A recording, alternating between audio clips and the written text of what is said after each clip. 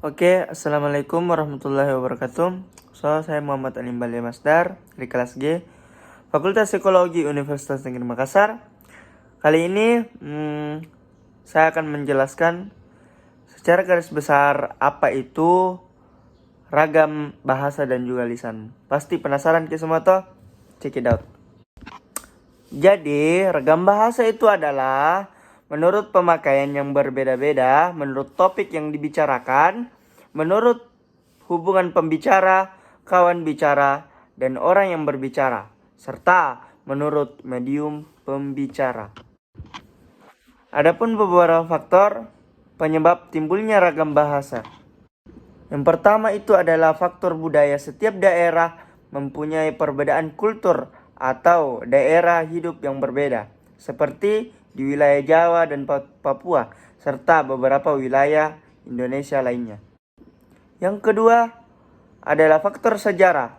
Setiap daerah mempunyai kebiasaan atau adat istiadat dan bahasa nenek moyang sendiri-sendiri dan berbeda-beda antara daerah satu dengan daerah yang lainnya. Kemudian faktor yang ketiga atau yang terakhir adalah faktor perbedaan demografi. Setiap daerah memiliki dataran yang berbeda, seperti wilayah daerah pantai dan daerah pegunungan. Bila di daerah pegunungan, orang cenderung memakai bahasa yang singkat dan intonasi suaranya itu mendominasi besar.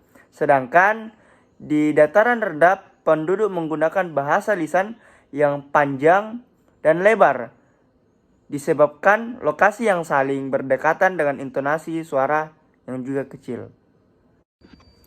Kemudian saya akan menjelaskan tentang jenis-jenis ragam bahasa. Nah, jenis-jenis ragam bahasa ini ada 3 bagian.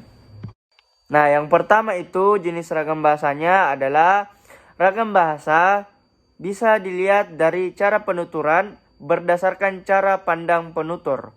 Nah, di bagian ini ragam bahasa dibagi menjadi 4. Jadi yang pertama adalah ragam dialek atau daerah. Jadi ragam dialek atau daerah ini adalah variasi bahasa yang dipakai oleh kelompok bangsawan di tempat tertentu. Nah, bagian yang kedua itu adalah ragam terpelajar. Ragam terpelajar ini digunakan oleh kelompok penutur berpendidikan yang biasa kita kenal sekarang dengan istilah guru dan ataupun dosen. Nah, cara kita untuk mengetahui apakah seseorang ini menggunakan ragam terpelajar ataupun ragam tidak terpelajar sangatlah mudah. Sebagai contoh, bila seseorang menyebut kata fajar menggunakan huruf F, maka seseorang itu menggunakan ragam terpelajar. Dan tetapi apabila seseorang menyebut kata fajar tetapi F-nya diganti dengan P menjadi pajar, maka seseorang itu tidak menggunakan ragam terpelajar atau bisa diistilahkan dengan ragam tidak terpelajar. Nah, yang ketiga itu adalah ragam tidak resmi. Jadi ragam tidak resmi ini bahasa yang digunakan dalam situasi yang tidak resmi, ya seperti di pergaulan dan percakapan pribadi. Nah, kemudian yang terakhir adalah ragam resmi. Nah, ragam resmi ini digunakan dalam situasi resmi seperti pertemuan-pertemuan dan saat kita menghadiri undangan yang penting. Nah, salah satu ciri orang yang menggunakan ragam resmi itu menggunakan EYD, ejaan yang disempurnakan. Kemudian ragam bahasa bisa dilihat dari cara berkomunikasi. Yang pertama itu adalah ragam lisan. Nah, jadi ragam lisan ini adalah suatu ragam bahasa yang dihasilkan oleh alat ucap atau organ of speech. Nah, dalam ragam bahasa lisan ini kita harus memperhatikan beberapa hal seperti tata bahasa. Jadi kita harus memperhatikan gestur dan intonasi suara kita.